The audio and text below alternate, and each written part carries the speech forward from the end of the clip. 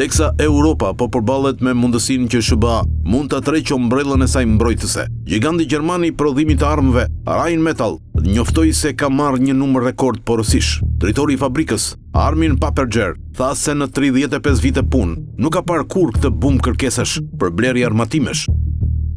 Selia e kompanisë në Düsseldorf aktualisht ka porosi me vlerë 55 miliard euro. Kjo është 17 miliard më shumë se rekordi i vitit kaluar dhe më shumë se kurrë më parë. Gjithçka që kërkohen për ushtrinë po porositet, nga municionet te mjetet e blinduara e deri tek tanket. Kompanisë po i kërkohen edhe tanke Leopard, raketa, radar dhe sisteme të mbrojtjes ajrore, drone dhe teknologji digjitale ushtarake. Shtetet e Bashkuara, këtë e them pas një akuzë, do ta detyrojnë Evropën të investojë më shumë për sigurinë e saj. Është një ndryshim i madh, por mendoj se është një shenjë e mirë për industrinë e Evropë, sepse ndoshta mund të bëhet më e pavarur. E me qëra fjala, kjo është e rëndësishme edhe për politikën, raportoi drejtori i kompanisë gjermane Paperger.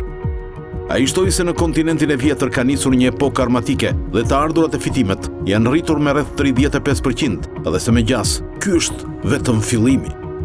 Sipas vlerësimit të prodhuesit gjerman të armëve, nëse anëtarët e NATO-s do të fillonin me të vërtetë të shpenzonin 2.5 deri në 3.5 të PBP-s së tyre për mbrojtjen, ky do të ishte një potencial për qarkullim midis 300 dhe 400 miliard eurosh deri në vitin 2030.